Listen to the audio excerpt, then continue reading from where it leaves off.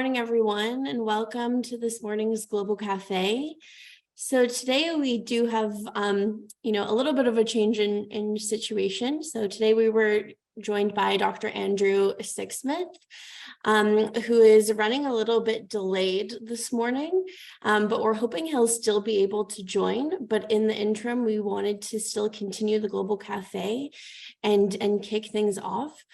So today's session is on aging and technology. Dr. Sixsmith is going to be talking about the future of AgeTech. And Dr. Sixsmith has had, a very long career in this area. He's the director of Science and Technology for Aging Research Institute and a professor in the Simon Fraser University Gerontology Department. And he was also a co-founding scientific director of AgeWell, which some of you may be familiar with.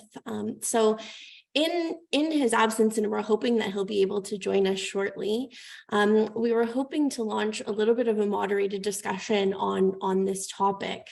And I hope that you'll all join me in participating in the discussion, and we'll hopefully get Dr. Sixsmith on the line shortly.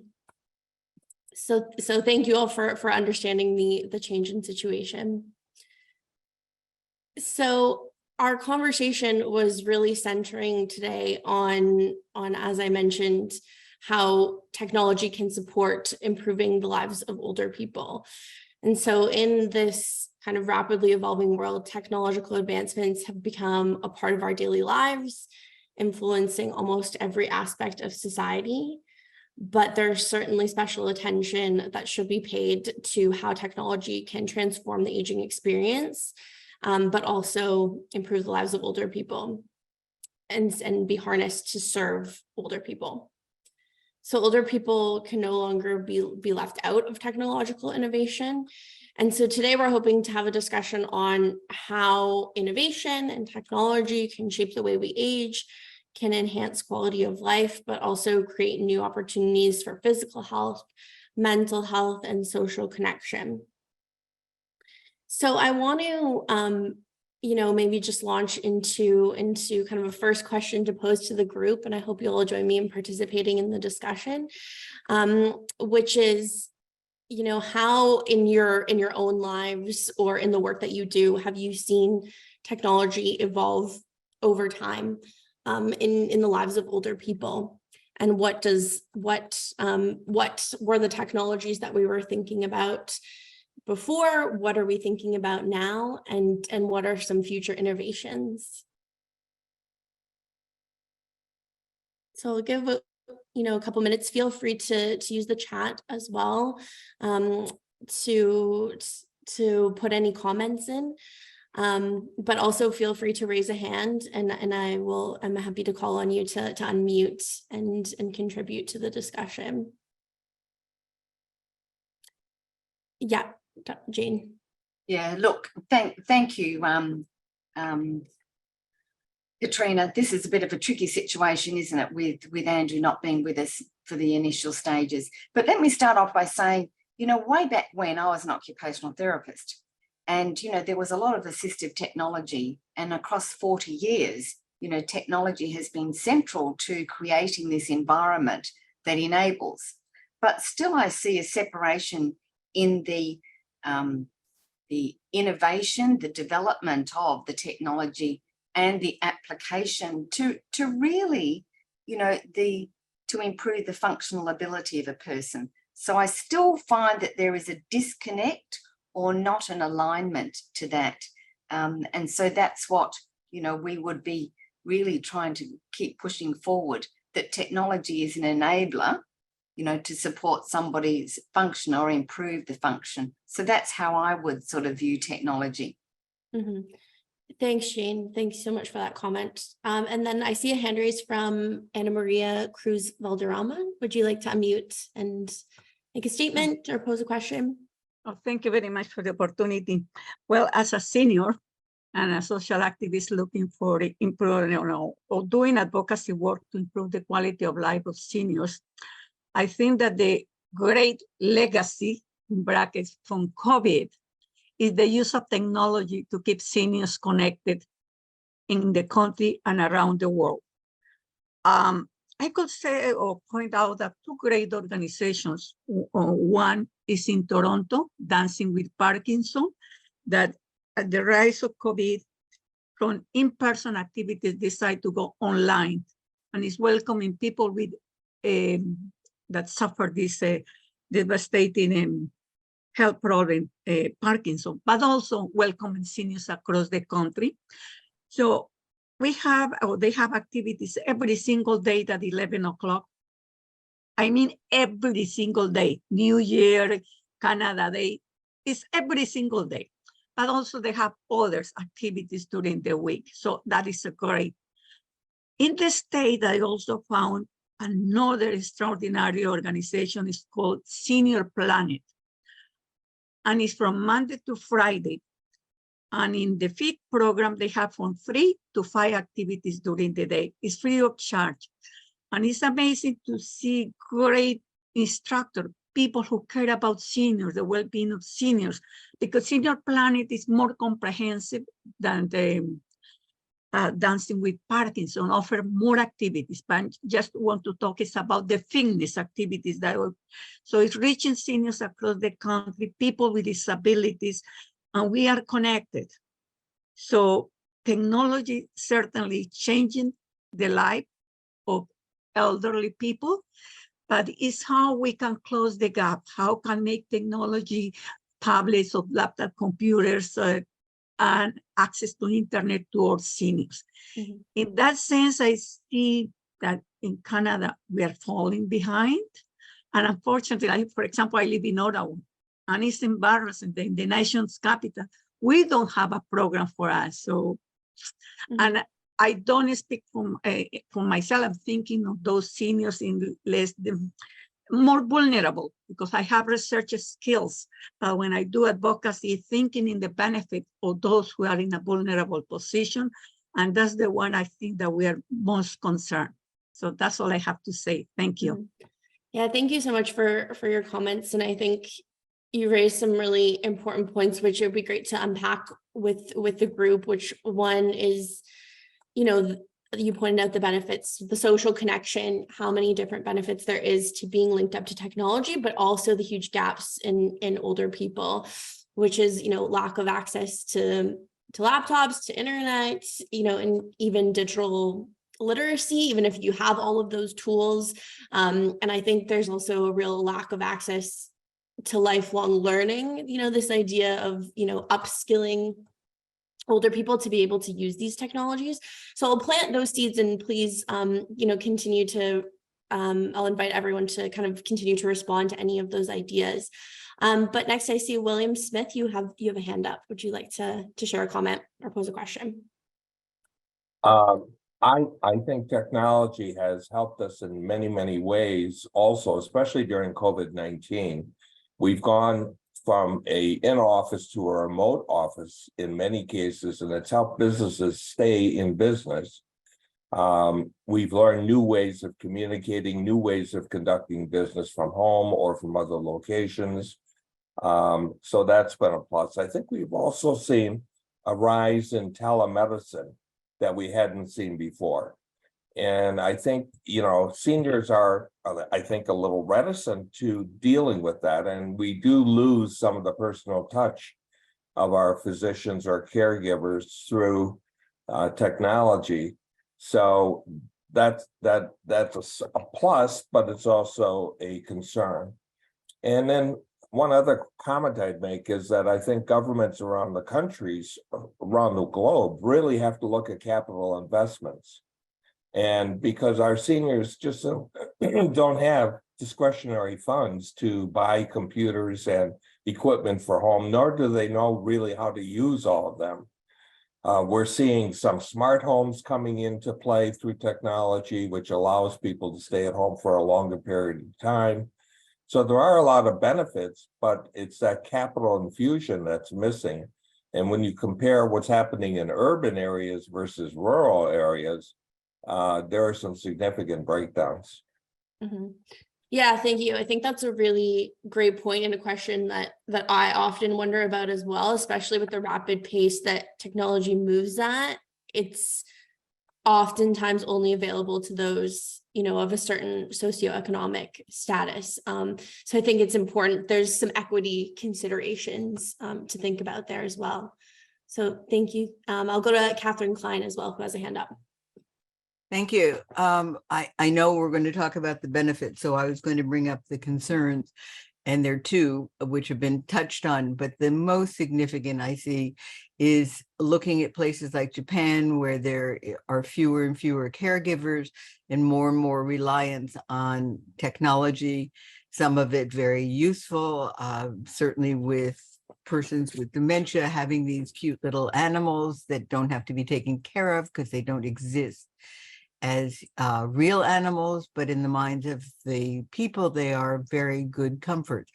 But I am greatly concerned about the over-reliance on technology and using that as an opportunity not to figure out how to help caregivers get better circumstances that would enable them to stay operational. The other issue I wanted to quickly bring up is the fact that so much of technology has often been generated by young white men who think about what they believe are the interests for older persons. And only fairly recently are companies like Microsoft actually hiring older persons and persons with disabilities to test and be involved from the design through implementation of projects, because a lot of the stuff was not being picked up, and then they thought that older people wouldn't use technology, but it was the inappropriate technology that was the problem. Mm-hmm. Yeah, thank you, Catherine. Those are some great points, which on the caregiving, and also, you know, you have to still provide those services. You know, it should be additive, not taking away from the services and the recognition that's provided to real human caregivers. But also I think that's also a great point about the people that create these technologies, and including the voices of older people in that creation, in that design process, in the research process, or else, you know, nothing will really actually properly be mobilized from the research stage to real world use. So I want to go to Frances, who I know you also left a comment in the chat, Frances. So go ahead. Well, I had a couple things to say. I second what Catherine just said, because I think a lot of technologies have been adapted very quickly. And I suspect a lot of companies live in the belief that there's a generation of old people who won't use this stuff, but are going to die off quickly. And then the next bunch along, like me, will be fine with it. But they sort of overlook the sensory end of it, which is that people's vision, their hearing, and their touch, most importantly, gets less sensitive. And a lot of these, especially smartphones, become almost impossible to use for really older people. And very little is being done on that front, or on making websites more user-friendly for older eyes. And also, it's gotten to the point, at least in Canada, where you really have to be on the internet to function at all. And I've just been helping a very elderly relative who lives in the country in Quebec, and who's not on the internet. And there's almost nothing you can do. You can't talk to the government, you can't talk to the banks.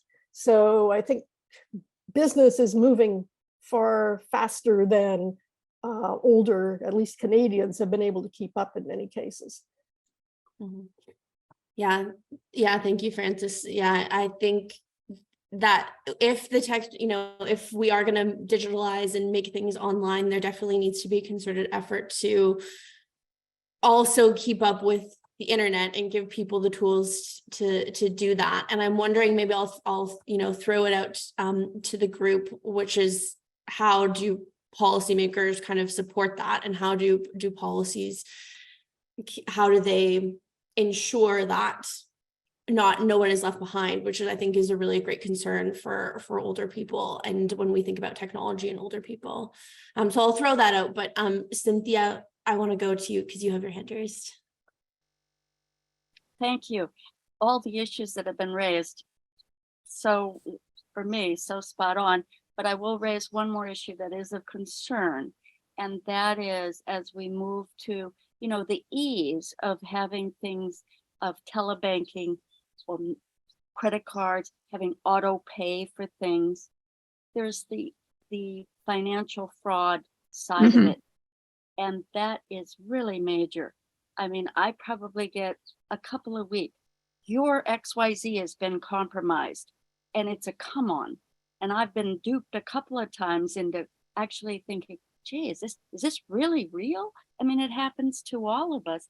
And more so, that just concerns me for all of us at any age, the financial fraud end of it. And it keeps getting more and more sophisticated.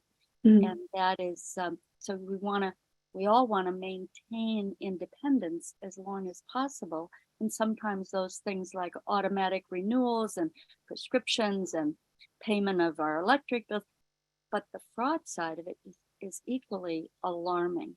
So that's just another concern I'd like to raise. Yeah, thanks, Cynthia. I think that's an important point. So I want just, to follow up, I want to ask, do you think that could be prevented if older people were, made aware, if there was more education on it? Is that something that that could be a way to combat that, or just people in general? What do you think about that? Well, I personally think, I mean, in the United States, there, for example, the AARP does a lot about financial fraud and doing, educating its members and telling you how to secure things and keep you up to date. But, it's an aspect of education that all of us need ongoing, because there's always new ways around it. And this is another fraud, attempt, and how might you avoid it? They're all scams. Yeah, they're really all scams.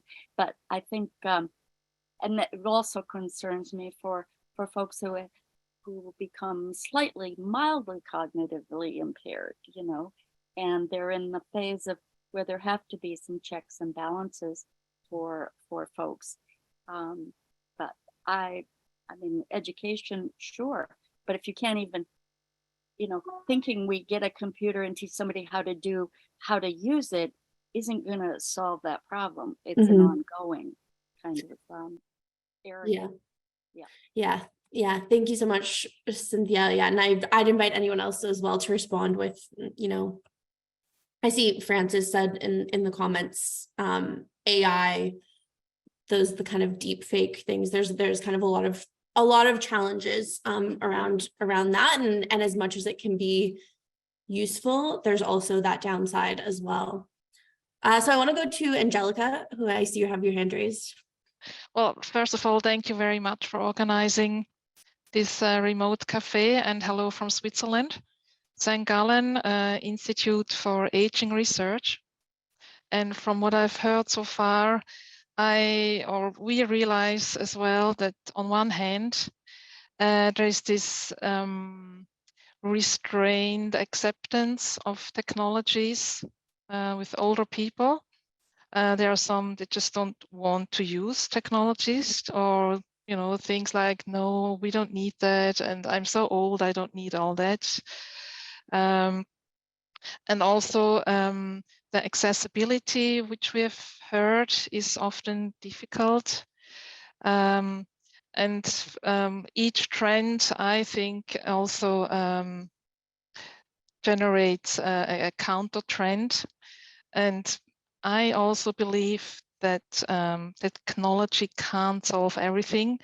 But for an example, we do have a project that the goal is to bring elderly end users and technology developers, technology producers together, because on one hand there are the seniors, and on the other part there are technologies, but seniors don't know of these technologies, and developers don't have access to older people. They were actually trying to develop a website to bring these together, and also that seniors can give feedback to the technologies, which I've also heard that technologies often are developed but not together with older people, And we work a lot in participative ways to include seniors' opinions. So from that point of view, I think it's extremely important to include end users, seniors, when we talk about technologies. Mhm. Yeah, thank you very much. It's super interesting to hear about that program that you're working on, and definitely an important addition to the research and the innovation that's going on. It also reminds me of I think we had a previous Global Cafe as well, where they were actually kind of engaging older people in website design, and they had this tool where you could actually see, you know, where do your eyes linger, or where do you kind of get caught in your navigation through a website. And so one of the things that speaker said was that, you know, website design, good design or good product design is, you know, it benefits everyone. It's not just for older people, it benefits everybody. And so there's an incentive to do that. So I want to go to the chat and just, you know, maybe pull through a comment that Jane made, which is technology an enabler, a barrier? Is it both? Or is it something that, you know, is a tool that just makes, you know, allows us to actually do what we always talk about, which is do what we have reason to value? So I'm wondering if anybody has any thoughts on that. Katrina, if I can just make a quick comment, and that is that we're talking about technology as if it's all homogeneous. Mm-hmm. Just the same as we talk about older people who are homogeneous. We're not, and that's not. And so it's really targeting, you know, what is the technology for what purpose and for what outcome? And so in some settings like Japan, it may be absolutely appropriate to have robots doing some of the domestic activities, absolutely appropriate, so that human resources can be in the face-to-face role. Mhm.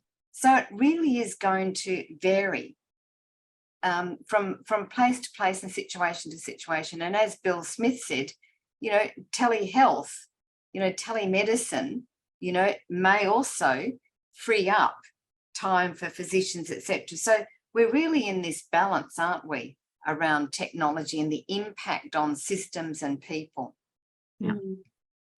Yeah, thank you so much, Shane. It's an important point to raise. Anna Maria? Thank you. I would say that a hybrid model is very possible, because some may be inclined to in-person activities and see a doctor, others like the facility on virtual model. For example, Zoom meetings or Zoom exercises, you know, fitness exercises.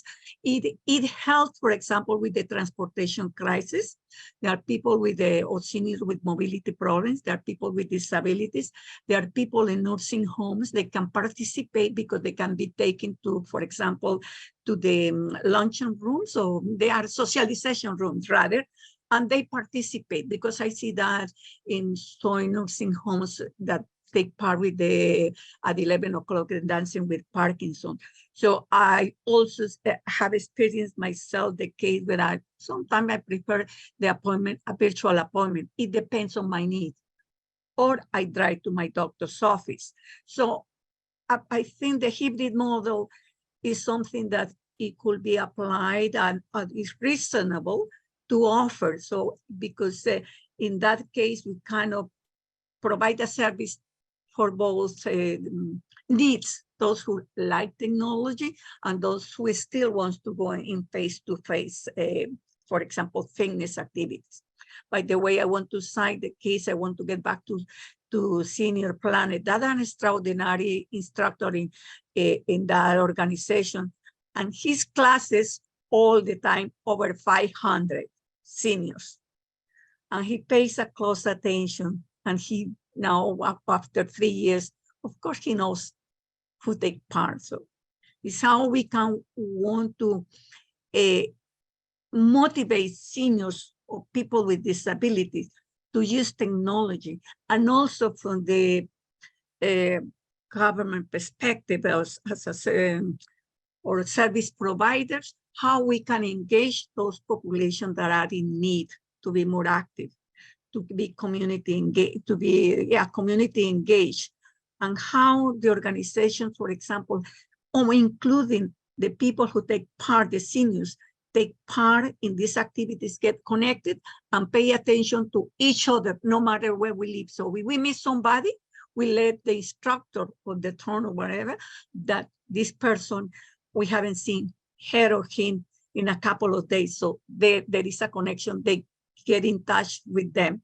So it's another way to keep an eye on us and to be connected and to show some care and compassion and understanding and reduce social isolation.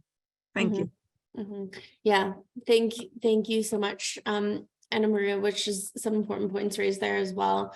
I want to just go to something in the chat, which Michael has made a comment that digital technologies are not developed with older persons in mind, and we need universal product designs with the aging lens in the perspective. So Michael, I'm not sure if you're on the line, but if I just wanted to learn more about universal product designs and what you meant by that. So I'm wondering if you can share a little bit more. Yeah, I am online. Great. Can you hear me? Yes, we can. Yeah, as an older person, I myself is an older person, and I've realized some of the technologies, including the smartphones, are not designed in a way that older people will enjoy using. And as I comment on one of the comments that were done, that older people sometimes reject technology. It's not because we reject the technology.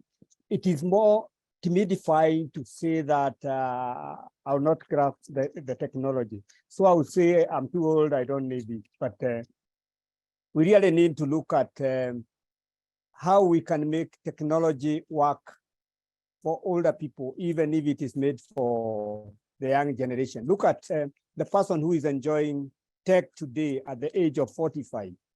When they get to 60 like me, if the technology does not have an older person's lens or aging lens, they will also be as timidified as we are right now. Thank you. Yeah. Thank you so much, Michael, for your comment, and great to hear those thoughts. So I want to go to Cynthia as well. I see you have your hand raised. Well, this is such a fascinating discussion, and something that also struck me is it's also a human rights issue for older persons. You know, you should have equal access to information. You should have equal access to make a doctor's appointment. You should have equal, and if you don't have the technology, they can't shut you out. And I mean, I remember the person, you know, helping somebody in Canada. If they don't have a computer or they can't navigate it to make a doctor appointment, there's no one to call. That's not equal access. So it really comes down to human rights, and that older person's human rights are being violated right and left. So I mean, there's something for us all, I think, to continue our advocacy around human rights for older persons. Yeah. Really, Yes, and yeah, I think that's sorry. Sixsmith is not here, but it's fascinating. Everyone's stimulating my thinking. That's perfect. That's what we want. And I think that's a great point that you've just raised as well, which is that you're right. You can't, you know, even if you don't have the technology, that doesn't mean that you shouldn't be able to access the services or have the social connection, or so there needs to be that balance of both, and ensuring that older people can still, even if they choose not to have that technology or are unable to. So thank you, Cynthia, for those comments.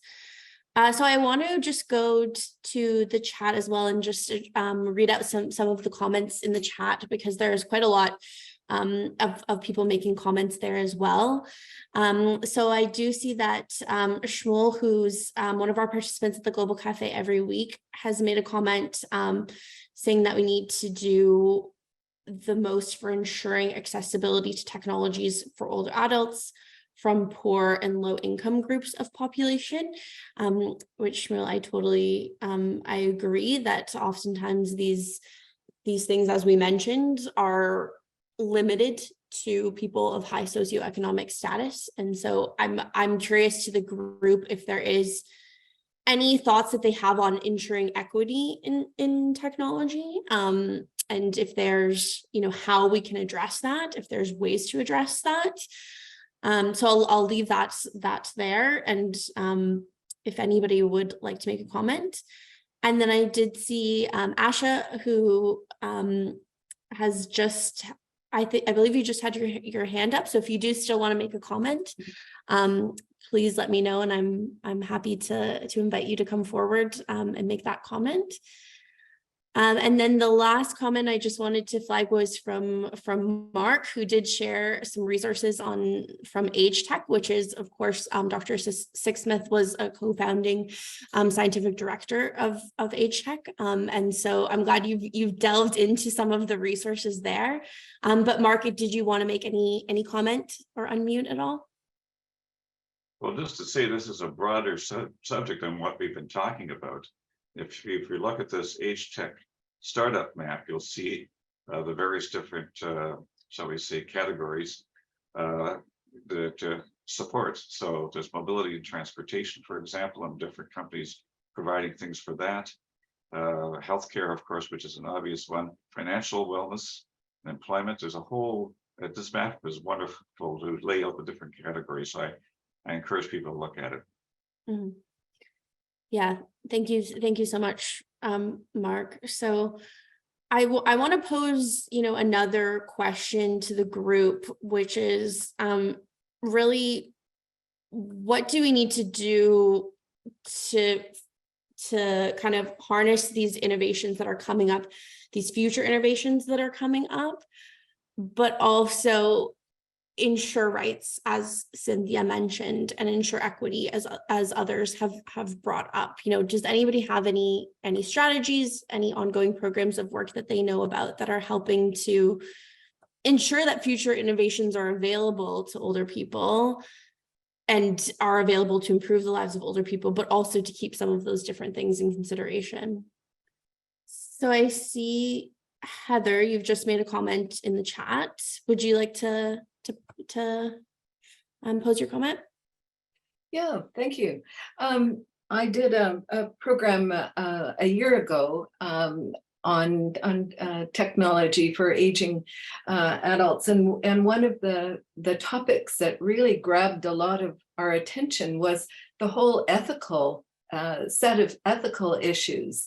So on the one hand, smart technology sounds fantastic. Oh, I can keep an eye on mom, from afar, but she has a camera in her living room or her bedroom or the bathroom, which is great, except has mom given permission to be on camera? So there really are a host of ethical issues to take into consideration as and back to design, as technology is designed, and then as it's implemented, and then and particularly as it's introduced to older people. To what extent do they have rights to say yes or no to the technology being used? Mm-hmm. Yeah, thank you, Heather. I think that's some important points, and you're right. When you do hear about some of these things like cameras, and you do start to wonder a little bit about consent, but also it does start to feel a little bit dystopian. Like, to what extent are we kind of being controlled by these things? And so I think those are some important considerations, and those are kind of things that we need broader attention on, considering these are innovations that are only going to increase in our lives and the role that they play in our lives. So I think that's a very important point. Does anybody have any other comments or response to Heather's comments? Yes, Sana Maria again. Mm-hmm. Heather brought a very important issue about privacy but also keeping in mind or remembering some events that happened here in Canada, or the abuse of seniors in nursing homes. So if we use technology kind of to spy, perhaps it's helpful, because in that way, the safety and well-being of seniors in nursing home are guaranteed to a certain point, because if there is cameras that keep an eye on workers, abuse to elderly people will be, how to say, controlled, so to speak. It will be helpful, you know. I was thinking of that, because we have seen terrible abuse in nursing homes, terrible, terrible abuse. And some have been caught, and responsibles are now in jail. Thanks, because the family members put a camera disguised it in a toy or something in the rooms, you know. So it is it could be to a certain point in the future, maybe mandatory or have it in the nursing home, just to secure the well-being of elderly in nursing homes. Thank you. It's controversial, but it could be a safety net, something, you know. Yeah, thank you so much, Anna Maria, for that. And I'll just go to a question that Jane has posed, which is, you know, are some of these ethical considerations in the decade of healthy aging, which of course we, you know, at IFA, we hang our hat on a lot in terms of the various work that we do, but also I think just in policy in general, whether that's national policy or policy at a local level. So I'm curious to know if anybody has heard of any policy initiatives that are aiming to bring the ethics of technology forward. So please, you know, drop it in the chat or raise your hand, as always, if this is something that you can speak to a little bit. But I think that in general, there's a lack of this. I think, Jane. you know, I think, Katrina, what we're seeing at IFA is that we need to be the connector, the building of bridges across technical units, you know, vaccine and aging and vision and aging. And this is another area, you know, technology and aging. So perhaps this is something that we can take away as an organisation and come back to you and say, you know, we have contacted aging and health. So I don't see it high on the agenda. And Cynthia and Bill, you know, at the open-ended working group, I'm not aware of ethics and technology and rights being part of a conversation. Are you? I mean, I'm not, but I haven't been close to it, and perhaps it needs to be. I've seen it in passing at the open-ending working group, but I haven't seen a significant move toward really moving on it as a logistic issue. I see it more as part of the human rights discussion for older persons. And I think it's an important discussion, but that's not our primary focus right now. No, thanks, Bill. Yeah, Cynthia. It was raised at the regional forums and being part of the UNECE. It was raised there, but it did not make it, I agree with Bill, to the floor for the open-ended working group. I will say that the ITU has a annual forum, WSIS, the World Summit on Information Systems, and they published a report, I believe it was 2 years ago, on digital technology for older persons, from vulnerable to valuable. And they've addressed that, many of the issues head on. So I will direct people to the ITU and that report on digital and from valuable to from vulnerable to valuable. And they have included a track each year at the WSIS, which is operating basically in May, on older persons. Yeah, thank you, Cynthia. And maybe as well, we can make that available for people that report as part of the, the assets for this Global Cafe, the resources. So thank you so much. Anna, I did see that you had your hand up. Did you want to pose a question to the group? Yeah, thanks, Karina. No, It's just, sorry. Oh, sorry, there's two Annas on the line. That was my mistake. Sorry, we'll start with Anna Maria and then I'll go to you. Thank you. Anna, No, thanks. just thinking and reflecting upon the COVID-19 and the thousands of seniors that died in nursing homes. If we had the technology at the time and installed this as a kind of control and see what was happening, perhaps we can have saved hundreds of seniors who lose their lives because they were not taken care of. The people left then to their own device. We know now the tragedy in Quebec, in Ontario, everywhere. So because the seniors were terribly affected and neglected and not good taken care of.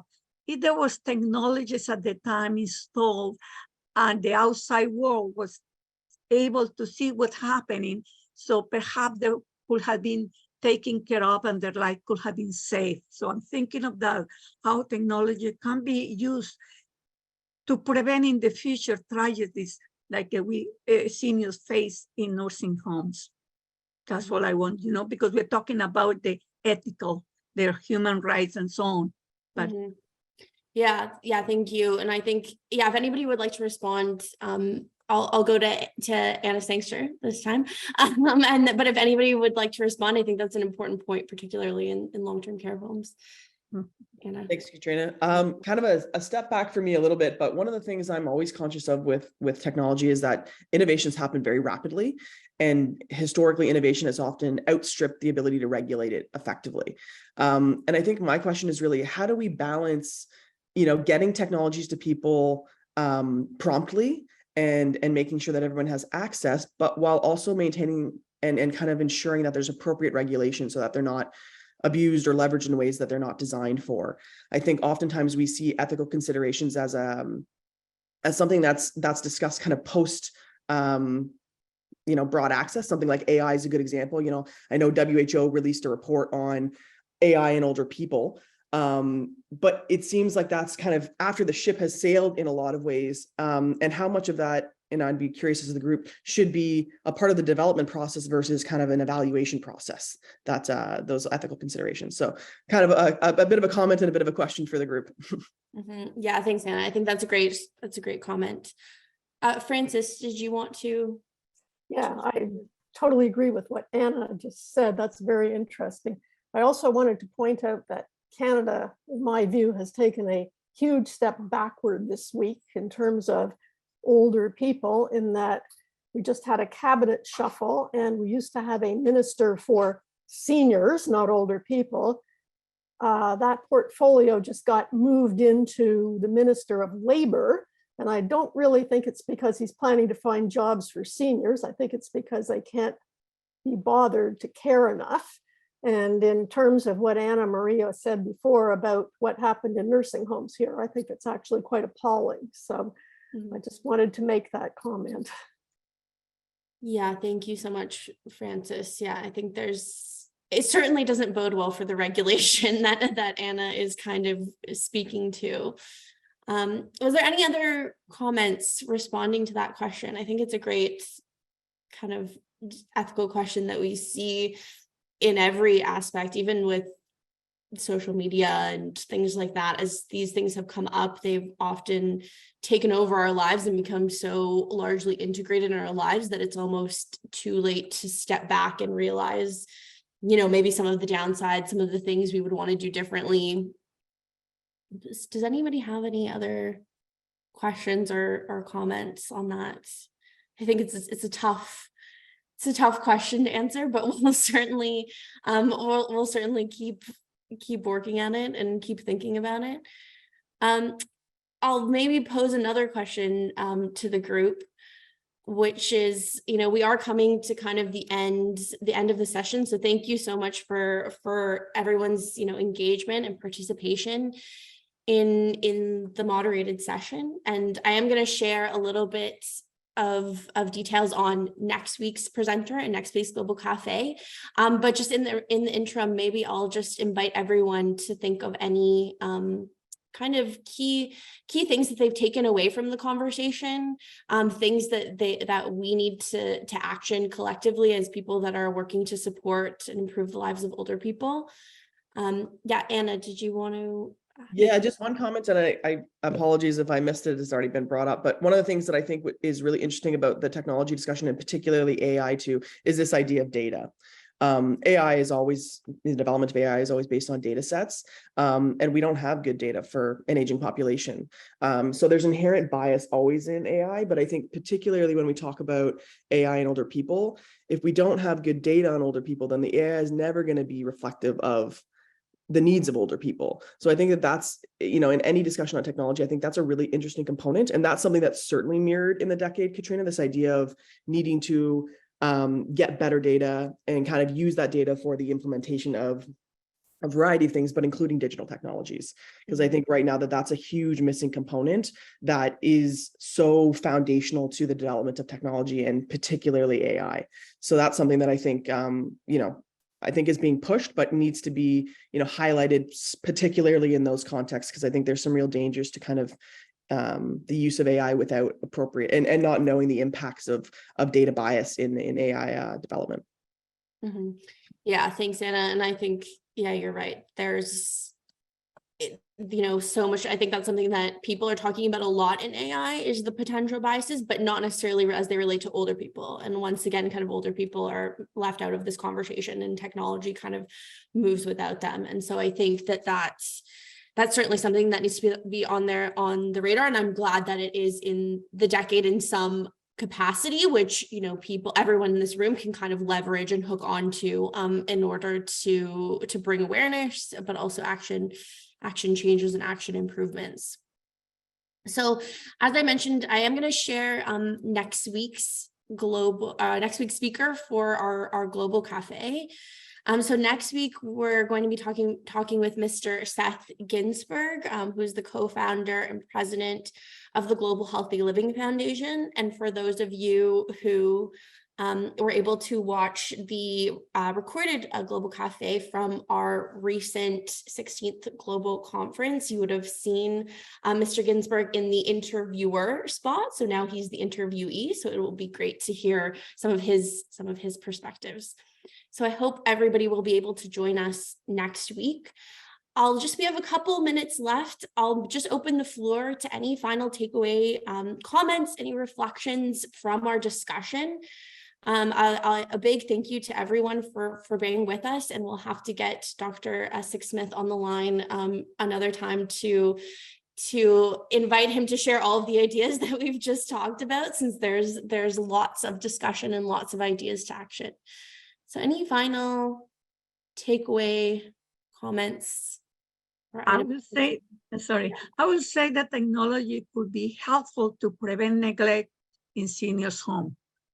Mm-hmm. Forget about the ethics and the human rights, but I think the elderly have the right to end their life with dignity and without much suffering and neglect. Mm-hmm. So I think that I view technology in that way. Mm-hmm. Important. Thank you. Thank you so much. If there's any others? The overall comment seemed to be that technology both brings promise as well as concern, and that can sort of be the umbrella for everything we've talked about in further detail. Thank you, Catherine. Yes. I agree. Mm-hmm. Was there another? I heard another voice. Okay, great. I think that's a great note to end on, Catherine, which is, there's, as much as technology can improve the lives of older people, we also need to be cautious about some of those things, and also cognizant about some of the different considerations in terms of access, in terms of equity, in terms of making it available and making it usable to actually improve the lives of older people, which is really, I think, at the end of the day, what we're hoping to do with some of these different technological innovations that are ongoing. So once again, a huge thank you to everyone for participating in the moderated discussion. And we're so, sincerest apologies that Dr. Sixsmith couldn't join us, but we are hoping that all is well with him. And as we mentioned, we will, make an attempt to get him back so that we can actually kind of have a dialogue with an expert in technology about many of these ideas. So thank you so much, and we hope to see you next time at next week's Global Cafe.